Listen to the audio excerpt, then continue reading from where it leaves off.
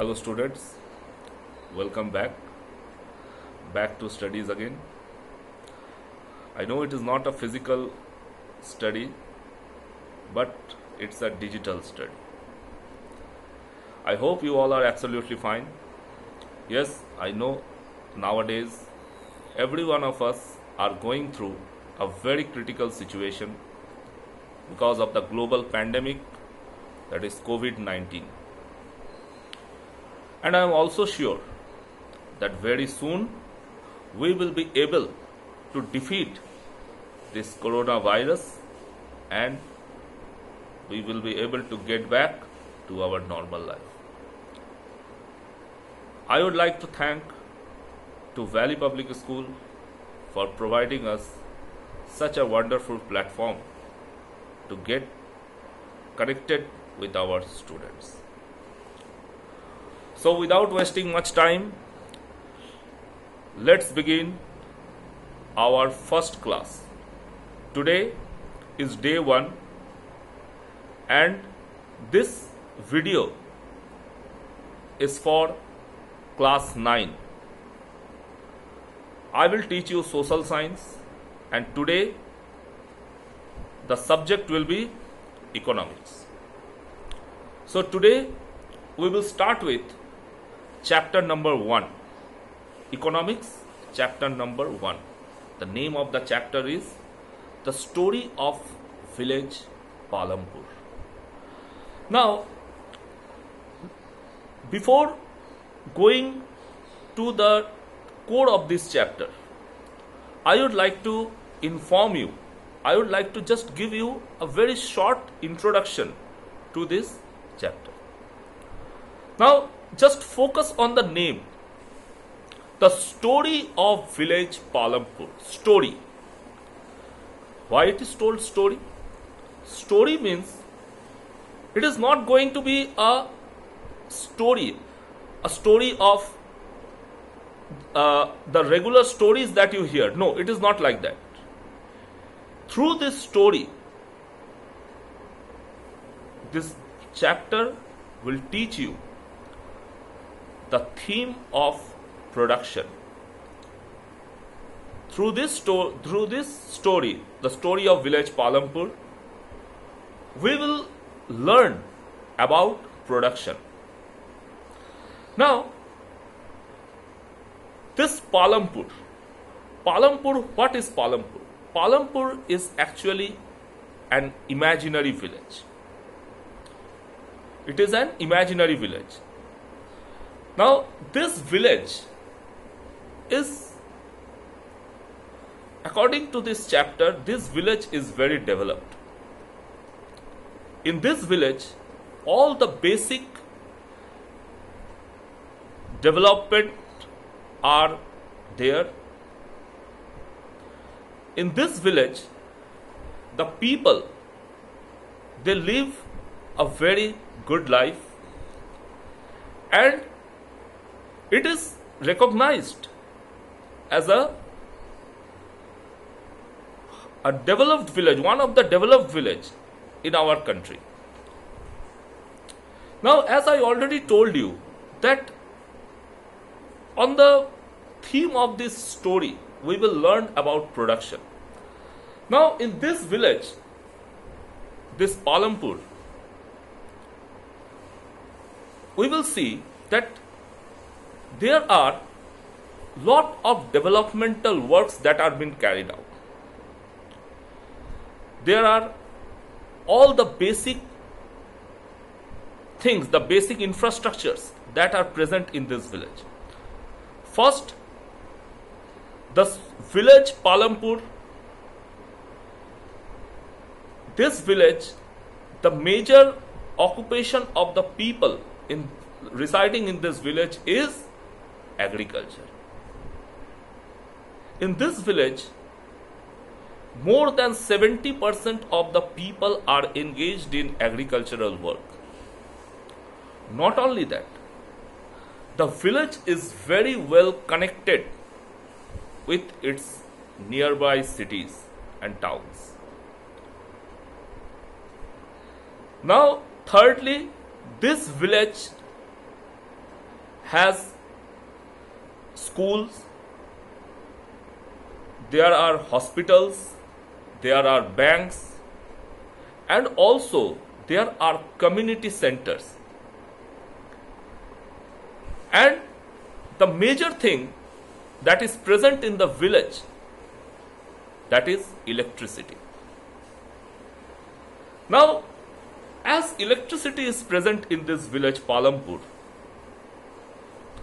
the farmers are able to carry out the agricultural work in a very convenient way. Now, you have already studied the various ways, the traditional ways that the farmers used to carry out the agriculture. They used to do in a various ways, such as through the these bullocks and all. But those were time consuming. These traditional methods cannot give us the high level of productive crops. And so this was not enough to feed this growing population. So after this green revolution, the government has decided to replace these traditional methods of agriculture with modern methods of agriculture.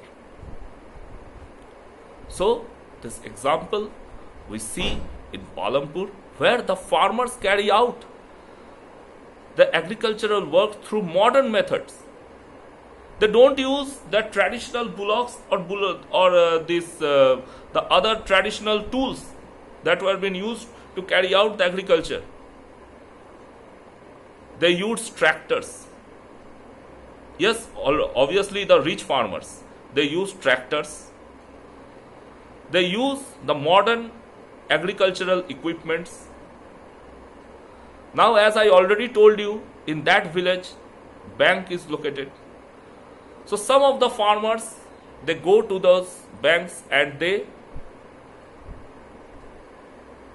ask for loans, agricultural loan, through which they can get some monetary support. The seeds that they use are the HYV seeds. Full form of HYV is high yield variety seeds. Now, what are the advantages of using these HYV seeds? The advantages of these HYV seeds are that these HYV seeds gives us more yield, gives us more output crops. So all these things are generally the basic thing that we come to know about this village Palampur. Now, as the chapter will progress, we will learn, we will know more things, we will disclose more secrets about this Palampur. Now, what this agricultural production indicates to us? It indicates that this village, in this village, we have lot of things to learn. What we have to learn, that I had already told you in the starting of this video. I told you that we will learn factors of production. We will learn production and also the factors of production. So, before moving to factors of production, first of all, we will see what is production. So, in simple terms, if I say, production is something that is produced. It can be anything. Production of anything. It can be agricultural production. It can be production of any commodities. It can be production of any commodities. Now, in this production cannot happen on its own. It cannot be carried out on its own. It is not an automatic process. It is not a natural process. To carry out production, some external support is required. Some artificial support is required. So, on that basis only we can carry out production. So, this production, it has 4 factors. How many factors? 4 factors. Now, when now I would like that at this stage of time you should pause this video and you should sit with a notebook. Okay, whatever doubt you will have in this chapter, you will sit with a notebook, you will pause the video and you will note down the important points. Back to the chapter again. Now, what are these factors of production? What helps us to carry out this production? Now, basically there are 4 factors of production. What is the first factor? The first factor is land. L-A-N-D, land. In Hindi, what we term as zameen. I will describe all the factors, but first I will tell you all the 4 factors. First is land. Second is labor. Third is capital. And fourth is entrepreneur or human capital. So there are 4 factors of production. I repeat, land, labor, capital, and the 4th factor is entrepreneur or human capital. Now, without wasting time, let's start with the first factor of production, that is land. Land is the first and the most important factor of production.